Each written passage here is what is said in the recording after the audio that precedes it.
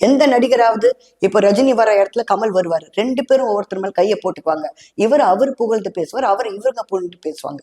இப்படித்தான் நம்ம சினிமா பார்த்திருக்கோம். இந்த மாதிரி பண்ணிட்டே இருக்கீங்க. அது மட்டும் இல்லாம என்னை பார்த்தவொடனே ஒரு மிகப்பெரிய ஜட்ஜ், ஒரு லேடி ஜட்ஜ், அவங்க என்ன வந்து பார்த்து வணக்கங்க, நீங்க தாங்க ஃபேமிலிக்கு பிடிக்குங்க அப்படின்னு சொல்லிட்டு நீங்க சொல்றீங்களே, அதுக்கு காரணம் அவங்க குழந்தைங்களுக்கு வந்து நீங்க ஒரு டாய் மாதிரி, ஒரு காமெடி பீஸ் மாதிரி, ஒரு கார்ட்டூன் மாதிரி உங்களை பார்த்துருக்காங்க, ரசிச்சிருக்காங்க. அதனால இந்த அம்மாவால அவங்க வேலையை பார்க்க முடிஞ்சிச்சு. ஏன்னா நீங்க பண்ற இந்த குரங்கு விஷயத்தையெல்லாம் பார்த்து அவங்க ரொம்ப ரசிச்சுப்பாங்க குழந்தைங்களை.